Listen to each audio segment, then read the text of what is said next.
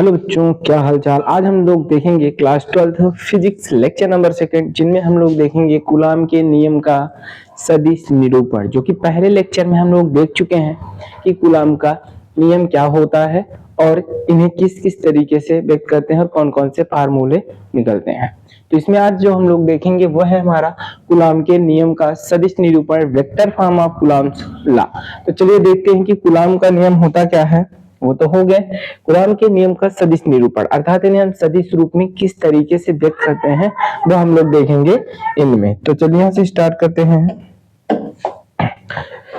सदिश निरूपण, सदिश निरूपण, इसमें होता क्या है कि दो अक्ष होते हैं। एक हमारा जो होता है एक्स अक्ष होता है, एक जो हमारा होता है वो वाई अक्ष होता है। तो हमने एक ले लिया वाई अक्ष और एक हमने क्या ले लिया एक्स अक्ष। इससे किसी बिंदु पर क्या है, एक बिंदु ए है और एक बिंदु क्या है बी है। इस पर एक आवेश है, जो बिंदु ए है उस पे भी कोई प्लस का क्यू आवेश है और एक हमारे पास प्लस का यहाँ पर भी क्या है कोई क्यू आवेश है। तो जब दोनों भी प्लस प्लस के होते हैं तो एक दूसरे पर बल लगता है। तो ये वाला जो होगा वो इस पर बल लगाएगा इधर डायरेक्शन की ओर, और ये वाला जो होगा बल लगाएगा किधर की ओर, इधर की। तो इसे हम लोग कह सकते हैं कि एक हमारा y एक हमारा x, दो अक्ष है इसमें। अब इसके कारण जो इधर बल लग रहा है तो इसे ये हमारा Q1 है और ये हमारा कौन सा है Q2 है, जिससे दोनों अलग अलग हो सकते हैं। चाहे इसे Q2 और इसे Q1 हम लोग मान सकते हैं। तो होगा क्या कि ये Q2 Q1 पर बल लगाएगा तो एक हमारा हो जाएगा F12, यानी इससे हमें पता चलेगा कि पहले पर बल लग रहा है लेकिन कौन लगा रहा है, दूसरा वाला। तो हो गया F12। उसी तरीके से ये वाला जो होगा वो हो जाएगा F21। इससे हमें ये पता चलेगा कि दूसरे पर बल लग रहा है, कौन लगा रहा है, पहला वाला। ठीक है, तो इसमें से हम लोग जानते हैं क्या होगा, और इनके जो बीच की दूरी है वो हो जाएगी हमारा R21 और इनके बीच की जो दूरी है वो जाएगा R12। ठीक है, तो यहां से हम लोग जानते हैं कहां से, कूलाम के नियम से। कहां से, कूलाम के नियम से। तो कूलाम के नियम से हमें पता है कि एक सूत्र निकला था, और वो कौन सा सूत्र था, तो वो था हमारा F बराबर में 1/4 pi epsilon not Q1 Q2 बटे में R स्क्वायर। इसी 1/4 पाई एप्सिलॉन के स्थान पर हम छोटा सा k भी रख सकते हैं, तो उसे रखेंगे तो ये जो होगा F बराबर k, और यहाँ हो जाएगा हमारा Q1, यहाँ होगा Q2 बटे में। यहाँ जो हमारा R स्क्वायर है वहां क्या हो जाएगा R21, और कौन से के कारण निकाल रहे हैं, पहले के कारण। तो यहाँ हो जाएगा F2 बराबर में k Q1 Q2 बटे में R का स्क्वायर। इसके बगल में हम लोग क्या लगाएंगे, वेक्टर में सदिश लिखेंगे, तो ये हो जाएगा R21 का वेक्टर, मतलब कि पहले आवेश पर दूसरे के कारण इधर की दिशा दिखाएगी। तो यही होता है वेक्टर। इसी को हम लोग क्या मानेंगे, समीकरण फर्स्ट। दिशा का होता है इसे हम लोग देख चुके हैं। इनके बाद आ जाएगा कौन सा, F1 बराबर में क्या हो जाएगा k Q1 Q2 बटे में निकलेगा यहाँ से R स्क्वायर, और यहाँ जो वेक्टर में निकलेगा हो जाएगा 1 2 वेक्टर, और इसी को हम लोग क्या मानेंगे, समीकरण सेकंड। तो यहाँ से हम लोग लिख सकते हैं कि समीकरण फर्स्ट व समीकरण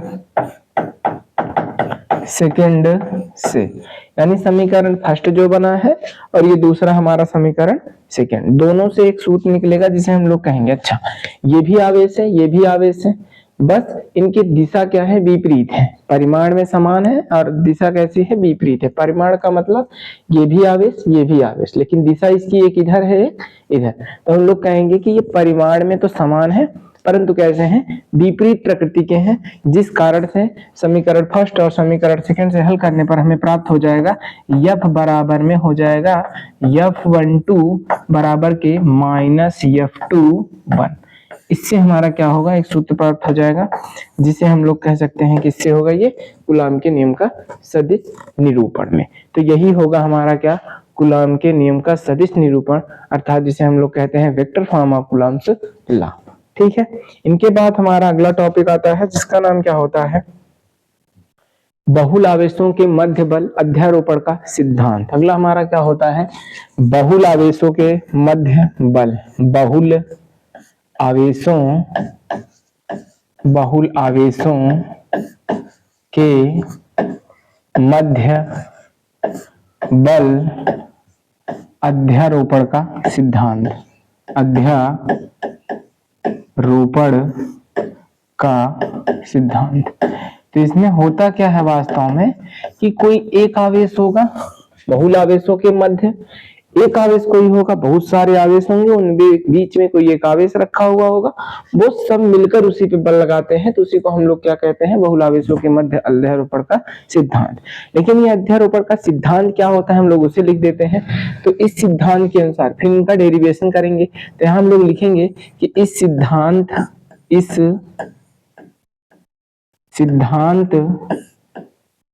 के अनुसार किसी एक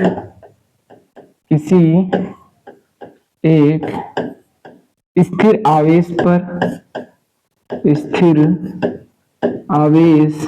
पर निकाय के अन्य स्थिर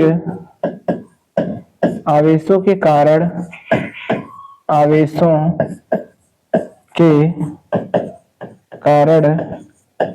लगने वाले अलग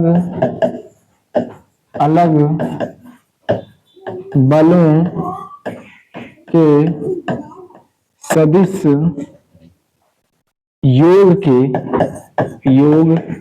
के बराबर होते हैं। इसका मतलब यह है कि एक इस सिद्धांत के अनुसार किसी एक स्थिर आवेश का मतलब कोई आवेश होगा जो रुका हुआ होगा, स्थिर हुआ होगा, आवेश पर निकाय के यानी इसे छोड़ करके स्थिर आवेशों के कारण अन्य स्थिर आवेश जो होंगे जैसे Q1, Q2, Q3 ये सब क्या कर रहे होंगे, इन पर बल लगा रहे होंगे।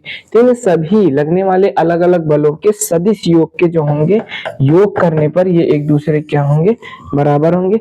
यही हमारा क्या है, बहुल आवेशों के मध्य बल अध्यारोपण का सिद्धांत। इसमें डेरिवेशन इसे कैसे करते हैं, तो हम लोग अगर इसमें निकालेंगे तो ये इस तरीके से कुछ होगा, जैसे हमारे पास कोई एक आवेश है जिसे हमने नाम दे दिया है Q1, यहाँ कोई आवेश है जो कौन सा है Q2, यहाँ से कोई आवेश है जो कौन सा है Q3, यहाँ कोई आवेश है जो है Qn, ऐसे ही करके Q4, Q6, Q ऐसे हो सकते हैं। ये जो हमारा Q2 आवेश होगा वो बल लगाएगा किस पर, Q1 पर लगाएगा। ये जो Q3 होगा वो किस पर बल लगाएगा, Q1 पर लगाएगा। ये जो Q1 होगा वो किस पर बल लगाएगा, Q1 पर लगाएगा। इसकी जो दिशा होगी इसके कारण वो किधर होगी, इधर की ओर होगी। इसके कारण जो इधर की दिशा होगी वो इधर की ओर होगी, और इसके कारण जो दिशा होगी वो इधर की ओर होगी। इसे हम लोग कह सकते हैं कि यहां से जो निकला इसके कारण जो बल लग रहा था वो क्या हो जाएगा, F12 क्या हो जाएगा, जो इसके कारण इधर लगा है बल वो हमारा क्या हो जाएगा, तो Q2 है Q1 पर बल लग रहा है, कौन लगा रहा है, Q2, तो यहाँ हमारा हो जाएगा F12। यह बल जो दर्शाएगा वो क्या बताएगा कि पहले आवेश पर लग रहा है, कौन लगा रहा है, दूसरा वाला। यहां से अगर हम लोग निकालेंगे तो यहाँ हो जाएगा F13, यानी पहले आवेश पर लग रहा है, कौन लगा रहा है, तीसरा। यहाँ जो हो जाएगा F1n, पहले पर लगा रहा है बल और कौन लगा रहा है, यन आवेश। तो इस तरीके से हम लोग इसे क्या करेंगे, निकाल लेंगे। अब अगर इसी में हम लोग देखें कूलॉम के नियम से, कहां से, कूलॉम के नियम से, तो कूलॉम के नियम से निकलता का इनके बीच की जो दूरी होगी वो क्या हो जाएगी, R21, R31, यहाँ जो हो जाएगा RN1। ये जो होंगी इनकी दूरी जो बीच की होगी वो ये दिखाएगी कि किधर से किधर जा रहे हैं। तो R21 है तो 2 से 1 की ओर, ये इसे व्यक्त करती है बीच की जो दूरी है। तो कूलॉम के नियम से जो निकला हुआ था, क्या निकला था, F बराबर में के और एक हमारा था Q1 Q2 बटे में आर स्क्वायर। यही कूलॉम के नियम से हम लोग पहले के कारण निकालते हैं। तो पहले के कारण जो निकलेगा वो हो जाएगा F12। पहले के कारण निकाल रहे हैं, पहले पर लग रहा है, दूसरा लगा रहा है, तो बल F12 बराबर में क्या हो जाएगा K। कौन लगा रहा है? Q1 पर लग रहा है, कौन लगा रहा है? तो Q2 और बटे में क्या हो जाएगा यहाँ R2 और यहाँ हम लोग लिखेंगे R21 का वेक्टर। इसका केवल कैप इतना ही दर्शाता है ये कि दूरी इनकी किधर से किधर जा रही है, तो 2 से पहले वाले पे। इसी को हम लोग क्या मानेंगे? समीकरण फर्स्ट।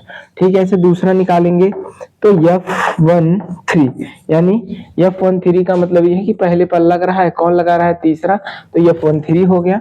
बराबर में यहाँ से क्या आ जाएगा हमारे पास के, यहाँ होगा क्या Q1, यहाँ क्या होगा Q2 बटे में R का स्क्वायर और यहाँ क्या लगेगा R31 कैप। इससे ये दर्शाएगा कि तीसरे से पहले पर जा रहे हैं, इनकी जो दिशा होगी इधर से इधर की ओर होगी। इन्हीं को हम लोग क्या मान लेंगे? समीकरण सेकंड। अगर हम लोग इसके आगे निकालेंगे तो ये हमारा हो जाएगा F1n बराबर में K, यहाँ हो जाएगा Q1 Q2 बटे में R स्क्वायर और यहाँ जो हो जाएगा RN1 कैप। और इसी को हम लोग क्या मान लेंगे? समीकरण थर्ड। अगर यही n नहीं होता, कोई संख्या होता तो हम लोग उसे रख देते। तो यहाँ से हम लोग लिखेंगे समीकरण 1 2 3 से समीकरण 1 2 और 3 से लगने वाला परिणामी बल। परिणामी बल का मतलब होता है कुल बल, जो F1 F2 F3 के से लग रहे हैं सब। तो यहाँ से हो जाएंगे हमारे पास F बराबर में F12 प्लस के हो जाएंगे F13 प्लस क्या होंगे F14। यही जो हमारा होता है वो क्या होता है? बहुल आवेशों के मध्य बल अध्यारोपण का सिद्धांत, यानी किसी एक स्थिर आवेश पर निकाय के अन्य स्थिर आवेशों के कारण लगने वाले अलग अलग बलों के सदिशियों की क्या होते हैं? बराबर होते हैं। इसी के सिद्धांत को हम लोग क्या कहते हैं? अध्यारोपण का सिद्धांत। इस तरीके के डिफिनेशन से हम लोग इसे लिखेंगे कि बहुल आवेशों के मध्य बल अध्यारोपण का सिद्धांत, इनका सिद्धांत ये होगा और इस सिद्धांत से जो हमें फार्मूला प्राप्त होगा वो हमारा क्या होगा? ये होगा। इसके बाद हम लोग लिखते हैं नेक्स्ट लेक्चर में